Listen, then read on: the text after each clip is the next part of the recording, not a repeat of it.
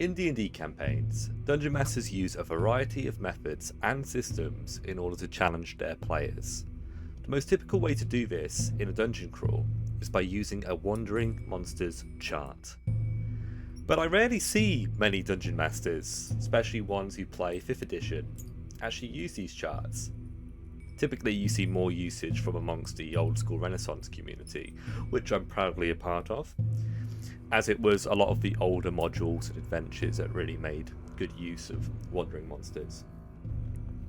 I imagine there are many reasons why people don't really use these charts, but I think the main reason is that a lot of people don't know when or how to use the system, or how to introduce these Wandering Monsters into their sessions. At least that's what it was like for me when I first started. Today, what I'm going to do is I'm going to tell you the way that I do it, so you can start using it at your tables as well. I'm all about simplicity, so I want to give you guys an easy to understand system, not just for you, but for also your players as well. It's very simple. For every 50 minutes of dungeon delving, I have one player roll for a random encounter. Rather than rolling a D100, I have players roll a D6, which is the dice I use for all of my random encounter systems. If a player rolls a 1, an encounter occurs, and the players must roll on my monster chart to see what they end up facing off against. After that, it's up to me to set the scene and initiate the combat. It's really that straightforward. When it comes to actually deciding what Wandering Monsters I want to use, it's important that you consider the dungeon.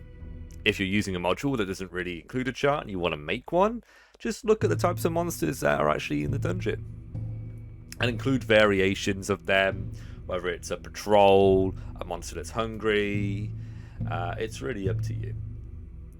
Before we continue, guys, if you are liking my video, I'd really appreciate it if you could like and subscribe to the channel.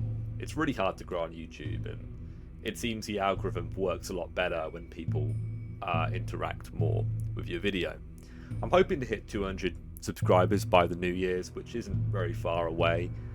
So I do appreciate it, guys. Thank you very much.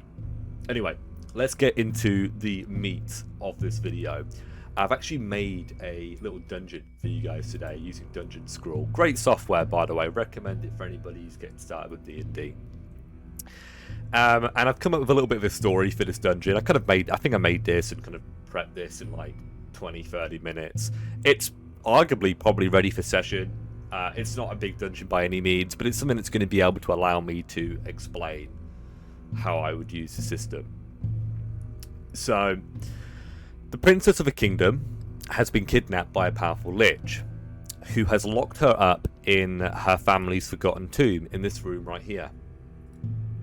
It's up to the party to find the tomb, make their way to her, rescue her, and get her out in one piece, and obviously send her, get her back to her family. There are a few different threats in this dungeon. Number 1, which is up here, skeletons, 18 of them to be exact, and they do obviously wander these corridors slightly, but they usually stay in the northern part of the dungeon. To the south, a tribe of hungry, angry little goblins. There are quite a few of them, just over 20 to be exact. That's a lot of goblins, and that's a lot of goblins to be in this area here. The goblins probably attack the nearby roads, they hunt other monsters and other creatures that live outside of the dungeon, and they come back here to eat, snack, and sleep. As you can see, I've added a little bit of a treasure room as well. I thought that would be quite cool for the players if they actually decide to slay all the goblins. Be aware, I mean, I know like 20 goblins sounds like a lot, but the idea is that they're probably not all going to be in here. Some of them are probably going to be out hunting, some of them are going to be wandering the corridors, some of them might be in some of these rooms. You can spread out the enemy across the entire dungeon and just kind of fill up areas and have goblins come back in the evening but then be gone in the morning. Do you get what I'm saying? You can come up with this stuff yourself. I just don't want to overcomplicate this video. I might do an actual video talking about like how I would fully prep a dungeon, but that's just not going to be this video right now, unfortunately. But anyway, my Wandering Monsters are very simple. as I'm sure you guys can already figure out. Goblins going to be 1, 2d4 goblins, so between 2 and 8 goblins the party could encounter. The next is going to be skeletons, 1d6 skeletons. Not as many, you know, on average as the goblins, but there is still a good chance that you're going to have a pretty spicy encounter with some skeliontes. The next one, and this is a bit outside the box, is tomb robbers, 1d4 tomb robbers, which have the same stats as guards. So that's a 1/8 fraction for their stat blocks.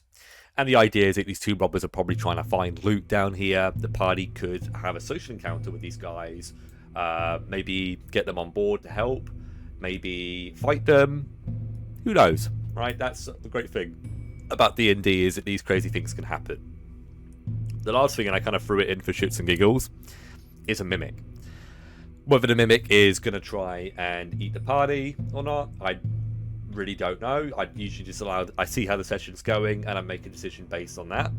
But I think the main focus of the mimic is to eat the goblins that roam the corridors. Goblins are quite a nice little snack for a mimic. I think they're definitely bite-sized, I would say. But for whatever reason, if the mimic is very hungry, maybe it will try and eat a PC. Especially if there's like a halfling or a goblin in the party, for example, or a gnome. But yeah, that's a very simple outline of what I would do. I think a D4 for my wandering chart is all I really need. I could add a couple of more options, maybe like a wandering ogre, for example, maybe like a black pudding or some sort of ooze, gelatinous ooze I could have on the list. I could have a wandering mummy. You know, there are other things that I could add too, but I don't really want to overcomplicate the wandering monsters table when the dungeon is arguably quite small.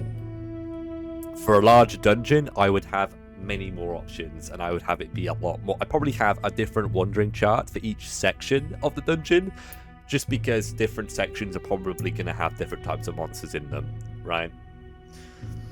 But this chart is simple enough for me to run, doesn't require a lot of upkeep, and it allows me to add tension to exploration.